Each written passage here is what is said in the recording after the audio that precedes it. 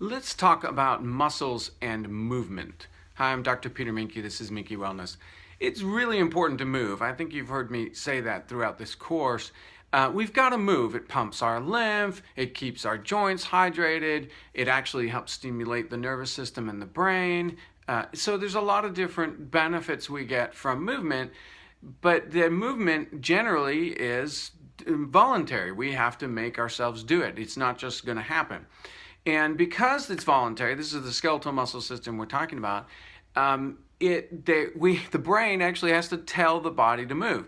And one of the interesting things about this is that depending on, as the movement gets more and more complicated, the body has more and more choices to accomplish the same movement. So in other words, if I want to bend my finger, there's only a few muscles here that do this action. I bend, I straighten, I bend, I straighten. Now I have to tell those muscles to pull and bend. So actually the brain sends the nerve down the nerve fiber. There's a neuromuscular junction that happens there and that contracts the thing. That contraction requires energy. ATP production, that's the mitochondria you've heard me talking about. Mitochondria is producing ATP because it needs it to create the energy to contract. Those fibers literally pull themselves across each other, so they have these fibers that cross and they pull, and then they have to let go. And so that is a calcium, you need your calcium and your minerals. And so anyway, we contract, and then I let go, but not only do I let go, there's a brain reflex thing. Thankfully, we don't have to think about it. These muscles let go, but then there's another set of muscles that contract to straighten back again. So those are the opposite movements. So this is a very simple movement. But if I'm doing this, I have a lot more muscles to choose from that I'm going to work with. So here's where an interesting thing starts to happen. When we get a movement as complicated as walking, which is one of the most complicated things that we do in terms of all the rest of it is relatively simple. I mean, you can take, gymnastics and that kind of thing in athletics, but the most difficult jump is from something like crawling to walking. And we've got a lot of things that are negotiating. Well, now we have a lot of different choices of which muscles we're going to use to engage the body to get us to go forward. And most people don't walk well. And I highly recommend that you look at Judith Aston's work on walking. She's got a walking video that you can get. You can actually watch the video, I think, for a couple bucks or something like that, or you can get the whole walking video on a DVD and teach yourself a little bit more about walking. But this is really a consciousness thing. We don't know where we are. We don't have the right consciousness. We're not aware of our muscles. So the more aware you can become of the sets of muscles that you have available to you, the better you are going to be at athletics and walking and things like that. There are a lot of reasons we actually get cut off from our muscle system, and birth trauma is one of them. Right out the gate, we end up with a slight trauma. The neck gets torqued, the shoulder gets torqued, the hips get out of whack, and so the little baby's body is out of whack, it's out of balance. And standard medical care should include some kind of craniosacral therapy for the baby at birth, right? So we can kind of work on the baby's body to get it all back to balance. But we don't do that. Instead, we give them a bunch of vaccines loaded up with toxic chemicals, neurotoxic chemicals like mercury and aluminum. Good job, guys. Way to go. We have not a very good system for starting in life, and what we need to have is an ability to pay attention to our body and to know what muscles we have available to us. So really going through exploratory movements, and there was a big thing back in the 60s, you didn't get maybe some in the 70s, but not a lot. You don't see a lot of exploratory movements. You're just exploring new movements, you're seeing what your body does, you're learning new things in your body, and that's a very important process because most of us have lost or never had a full engagement of all of our muscle system. We've actually forgotten half of ourselves. Okay, so that's like living in this awesome mansion and you're only using one whole wing or even 5 rooms because you just literally didn't know there was a door there that allowed you to go into the other space. and you're really operating in your life on a fraction of what you could in terms of movements and muscle movements and nerve power. Because when we have a good proper engagement of the body and muscles, then we are smarter. Not only are we smarter in our body, but the brain actually literally gets smarter. And you can still do this no matter what your age. You can go and explore new movements, okay? And when you go and you learn new things, you've heard this, it expands the brain. You learn new things, it expands the brain. And that's not just intellectual learning. In fact, it's much more powerful if you learn a new thing with your body. So when you go in to learn an instrument like playing the piano, it doesn't matter if you're 85 years old and you're learning to play the piano, you're going to create new muscle awareness, new movements, new habits. It might be difficult, and the older we get, the less we want to change, right? We don't want new, we don't like new, we just leave it the way it is. It's good enough, right? But I'm going to challenge you to really get out of those muscle comfort zones, right? Those ruts that we've gotten into our body, and explore new movements. Now, one thing that can happen as you try to explore new movements is you can end up hurting yourself, because those are muscles you haven't used, they're not engaged, they're not conditioned, and so you go to if you do this in the context of a gym where you found muscles I never knew I had. You maybe heard that phrase, or people say that associated with going to the gym. Going to the gym, haven't worked out, haven't even done those movements. So when you're doing a new movement you've never done, don't add any weight. Really get to know that movement. Make sure the body knows how to actually do those, what muscles to fire. And here's the other thing. When you're doing a movement, this is if you're going to a gym, and anyone, if you're watching me as a trainer, this is very powerful.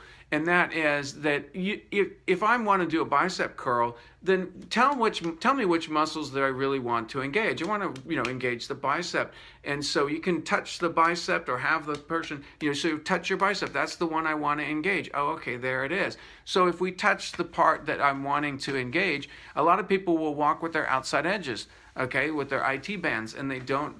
That's not a good thing. You want to walk with your quads and your glutes. So as you're walking, you can sit there and tap because if you tap your glutes, it means you're touching your butt. But anyway, hopefully this makes sense so you go along, you kind of wake up by touch the parts of your body that you want to use. And this is very, very important, because you've got to let the brain know. The brain literally forgets or never knew that it had parts that it could work with. And that is especially if this is in the core. Now, here's what happens with surgeries like the C-section surgeries or appendix or hernia, any abdominal surgery, gallbladder, any of those things whenever we have a surgery or trauma. Okay, back up. Imagine surgery without anesthetic. Would that be painful? Yeah, that would be seriously traumatic. In fact, it would be torture, right? So if you went in for a C-section or a hysterectomy or any abdominal surgery without any kind of anesthetic, it would be torture. And your brain would register that as torture, and it would be a major trauma, and the brain would say, I don't want to pay attention to that area of the body. That's an area of pain and suffering. And so we have a tendency to literally dissociate and get cut off from that particular area of the body.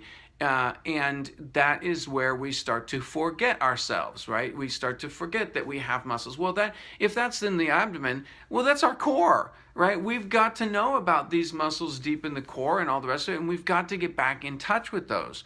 But now there's a trauma and a scar and all the rest of it that I have to work on or release. Here's where that release oil comes in handy so that we can get over any emotional issues. So put the release down there, breathe, and then work your core. One way to engage the muscles or kind of try to feel the muscles is to sit in your chair and feel the weight in your buttocks, and feel the weight in your pelvic floor, and then just do a slow movement. Now you notice I'm not moving with my head. I'm moving with the trunk, right, all the way down at the hips. And I'm just going to kind of move a figure 8 movement, or circles to the left or circles to the right, okay, or just a tilt, one cheek, I'm on one cheek, then the other, left cheek, right cheek, and I'm feeling So now I'm actually engaging the core muscles that are involved in stabilizing me, right? These are, if I just go a little bit farther than the straight line, then those muscles start to engage, because otherwise I would fall over. And I go forward and I would fall over if I don't engage the core muscles. So if I just do this little rocking exercise, or just kind of rotating in different areas, finding out, I shouldn't say rotation, because I'm not rotating, I'm just rocking around like a weeble wobble, if you remember those toys, or a buoy, I guess you could say, on the ocean. So here I am, and I'm feeling core muscles. That's probably the most important set of muscles that you don't want to forget. You want to remember your core muscles and know how to engage them.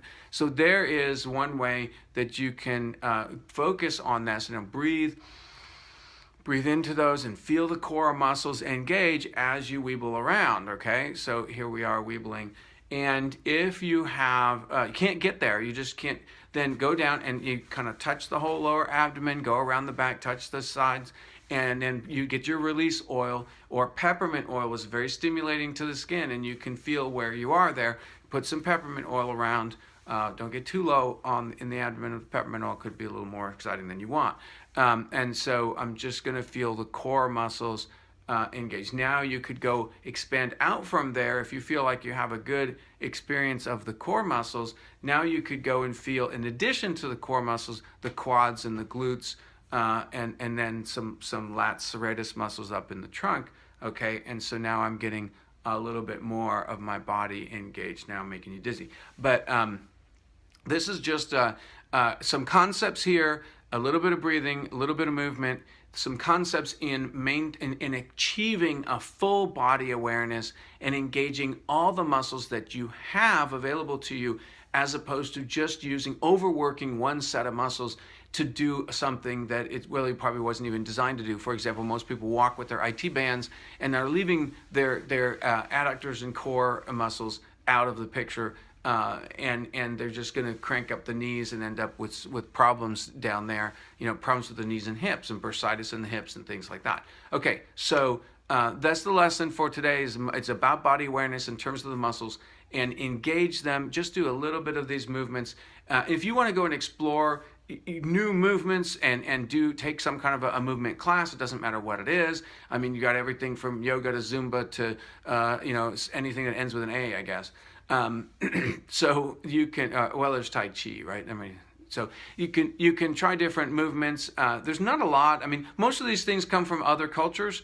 The United States doesn't seem to engage a lot in movement therapies. So we're borrowing from a lot of different other things. But I mean, hey, square dancing, right? A little hard to do that on your own.